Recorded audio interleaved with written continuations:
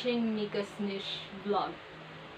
Wow, napaka-energetic ng intro ko. Anyway, in today's video, pag-uusapan nga natin yung step-by-step process kung paano kumuha ng NBI Clearance if you are a first-time job seeker. And then, kung ano ang ibig sabihin ng NBI Clearance, anong purposes nito, requirements, and validity ng NBI Clearance. So, stay tuned sa video na ito para alam nyo kung anong mga gagawin nyo sakaling kumuha kayo ng NBI Clearance. First, let us answer the question, what is NBI Clearance? NBI Clearance, or the National Bureau of Investigation Clearance, is a government document released to an individual upon request. It certifies that the said individual at the time of request is not involved in any ongoing criminal cases here in the Philippines. NBI clearance can be used in different transactions. It doesn't focus only as an employment requirement. In fact, it serves several purposes, and these are the following. First, as a proof of identity for local employment, modification of legal documents, and last but not the least, for travel purposes. Here are the NBI clearance first-time job seeker requirements. You will need the following documents like Barangay Clearance and Barangay Certificate stating that you are a first-time job seeker.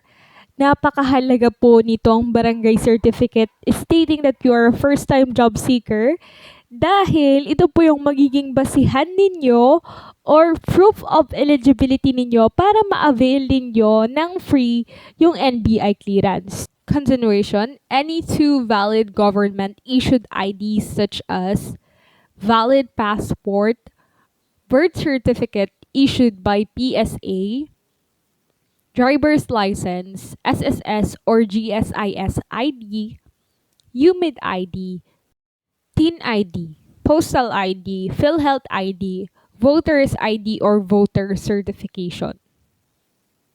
Remind ko lang kayo guys na bago kayo magpunta ng NBI para sa inyong appointment, make sure na nakapagpa-photocopy na kayo ng documents na kailangan.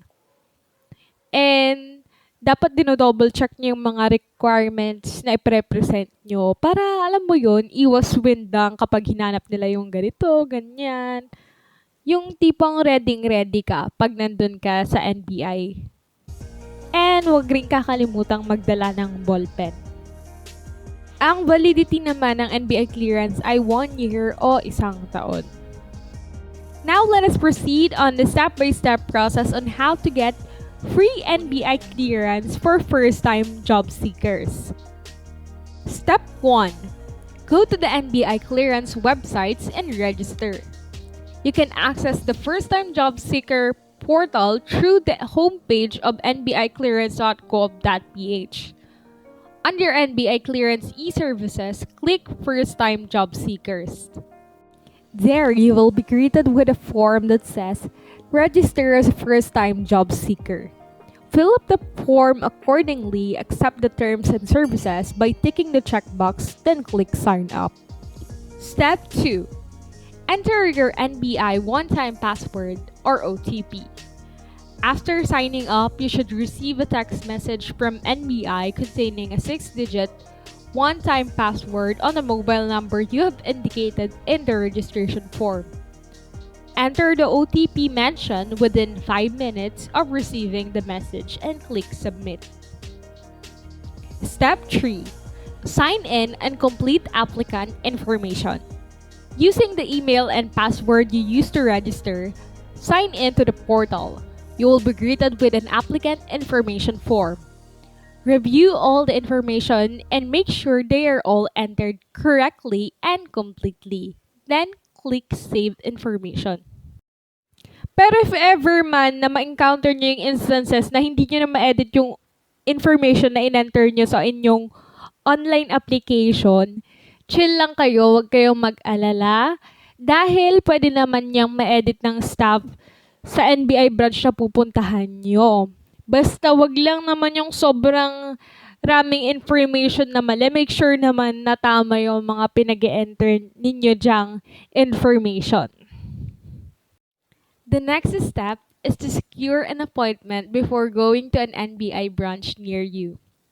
Due to the pandemic, NBI is currently not accommodating walk-in clearance applicants to reduce the risk of exposure for both clients and staff. Click Apply for Clearance, then choose which type of ID you will present at the NBI Clearance office.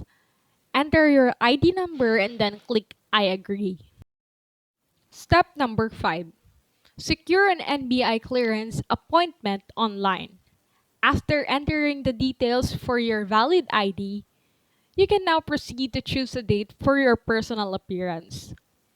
Take note that available dates and times vary according to the NBI branch. So, for example, if you live in Vegan City, choose Vegan City as your NBI branch and select the time and date most convenient to you. Review your appointment date, and once you're sure of the date, click Save to get reference number. A pop-up confirmation box will appear containing the reference number for your transaction. Take a screenshot of your reference number or simply write it down.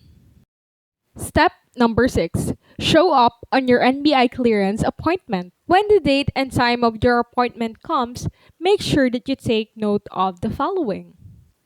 First, you should check NBI Facebook page for any announcement on disinfection or modified operating hours during the pandemic. Next is to bring the complete requirements such as valid IDs and barangay certificate. Your reference number, which is one of the most significant thing, and then wear the proper dress code for male and a decent shirt with collar, pants, and closed shoes. For female, you can wear any decent shirt or top with or without collar, pants or skirt below the knee. Also, closed shoes. And these are the kind of clothes that are not allowed for female. Shorts, miniskirts, tattered pants, slippers, and sandals. Step number 7. Have your biometrics and photo taken. Upon arrival at the NBI branch, present your requirements and proceed to the clearance section to have your photo and biometrics taken. Take note, since you will be applying for the first time, the NBI personnel will be stricter when it comes to requirements. No complete requirements, no entry. The last step, printing and claiming. After getting your biometrics taken, wait for your clearance to be printed and stamped. If in any case your name gets hit, you may have to wait for up to 15 days or longer to get your NBI clearance. Pero kung hindi naman, makukuha mo na agad-agad.